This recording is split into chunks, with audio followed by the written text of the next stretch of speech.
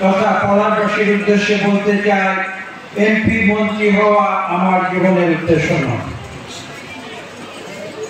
আমি তোমাদের মতো প্রথমে একজন ভালো ছাত্র।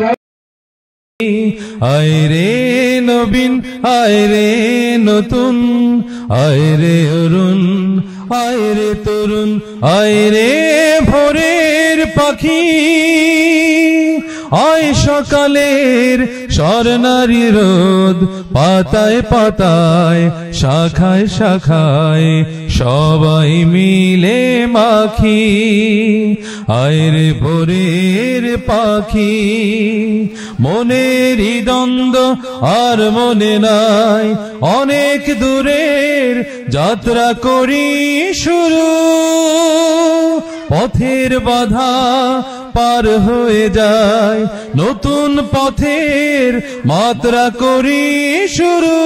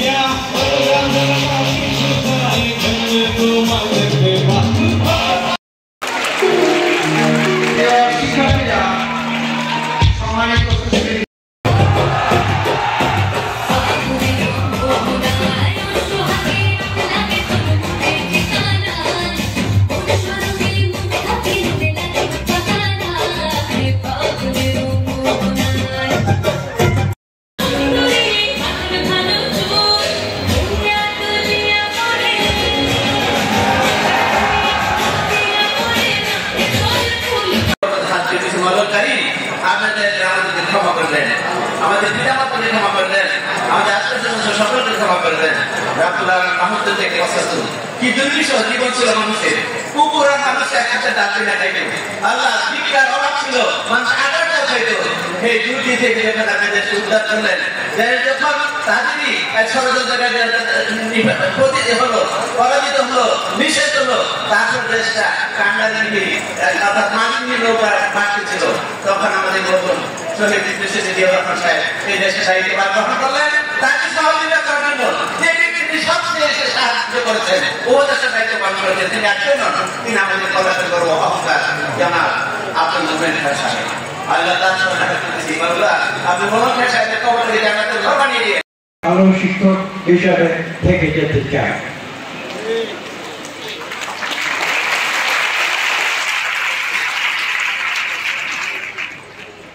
এবং সেটাই হচ্ছে আমার জীবন গড়ে তোলা। এবং সেই ফ্যাক্টরির নামটা কি মঞ্চে লেখা, পলাশ থানা সেন্ট্রাল কলেজ।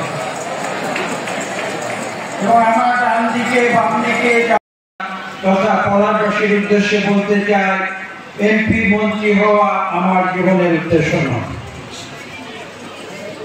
আমি তোমাদের মতো প্রথমে একজন ভালো ছাত্র, বিশ্বের সবচেয়ে শক্তিশালী দেশ হল। তখন আমি তাদের উত্তর দিয়েছি, এবং যে উত্তরটা আজকে পলাশের কোমলমতি ছাত্রছাত্রীদের উদ্দেশ্যে আমি নতুন করে বলতে চাই। আমি উত্তর দিয়েছি, আপনারা বিশ্বের সবচেয়ে গৌরবান্বিত এবং শ্রেষ্ঠ 100টি বিশ্ববিদ্যালয়ের নাম বলুন। তার মধ্যে 75টি শ্রেষ্ঠ বিশ্ববিদ্যালয় সারা বিশ্বের মধ্যে, সেই 75টি বিশ্ববিদ্যালয় আমেরিকার যুক্তরাষ্ট্রে রয়েছে। তাদের কি নাম? তাদের নাম MIT, তাদের নাম হার্ভার্ড, তাদের নাম ক্যালটেক, তাদের নাম প্রিন্সটন। ক্লাসরুমে শিক্ষক যখন পড়ান তখন যেভাবে চুপ করে থাকতে হবে, এখানে ঠিক সেভাবে চুপ করে থাকতে হবে। একটি ছাত্র ছাত্রী বা অন্য কেউ একটি শব্দ উচ্চারণ করবে না।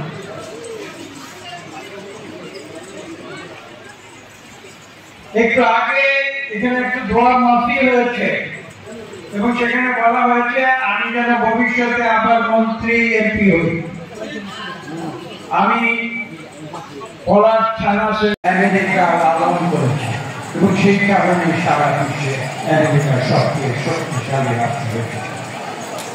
অর্থের কারণে নয়, যুদ্ধাস্ত্রের কারণে নয়, কূটনীতির কারণে নয়, রাজনীতির কারণে। আজকে সেই কথাটি আমি বাংলাদেশের তরুণ সমাজকে নতুন করে বলে দিতে চাই। তারা স্বাধীনতার ইতিহাসে তোমরা নিশ্চয়ই শুনেছ যে প্যাস্ট্রিল কারাগারে আমি আবার তোমাদের এই কলেজের প্রিন্সিপাল এবং শিক্ষক শিক্ষিকাবৃন্দ তথা ছাত্রীবৃন্দকে ধন্যবাদ জানিয়ে অভিনন্দন জানিয়ে আমার বক্তব্য শেষ করছি।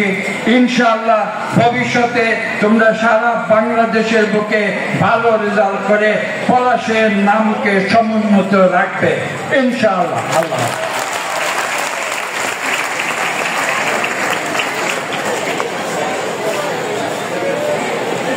সম্মানিত সুধীবৃন্দ, মাননীয় প্রধান অতিথির বক্তৃতা শুনলাম। এই মুহূর্তে আমরা সর্বসাহায্যে আকর্ষণ শিক্ষার্থীদের হাতে, আমরা অল্প কয়েকজন শিক্ষার্থীর হাতে মাননীয় প্রধান অতিথির হাত থেকে আমরা পুরস্কার দিব। প্রথমে শতভাগ উপস্থিতির পুরস্কার, শতভাগ উপস্থিতির দ্বিতীয় বর্ষ পঞ্চায়েতের মানবিক বিভাগের নৌসিন তাবাসসুম শোভা, বিজ্ঞান বিভাগের মুশফিকা নাজরিন নিদ্রা, দ্বিতীয় বর্ষের ব্যবসা শিক্ষা তামিম গাজী। মঞ্চের সামনে কেউ থাকবেন না, মাননীয় প্রধান অতিথির হাত থেকে সৌভাগ্যবান শিক্ষার্থীরা তাদেরকে আসার আহ্বান করছি। পুরস্কার তামিম গাজী। এইবার কলেজের প্রথম দিন রচনা প্রতিযোগিতা, মানবিক বিভাগের তামিম খন্দকার। তৃতীয় শিক্ষার্থী ঢাকা বিশ্ববিদ্যালয়ের মেধা তালিকায় 19তম ফিনান্স বিভাগের শিক্ষার্থী আমাদের পড়াশোনা সুন্দরগঞ্জ বর্গ, তাকে মধ্যে আসার জন্য আহ্বান করছি। জামিয়া আক্তার পুরস্কার দেবে। জামিয়া আক্তার এসএসসি পরীক্ষায় আহ্বান করছি। জামিয়া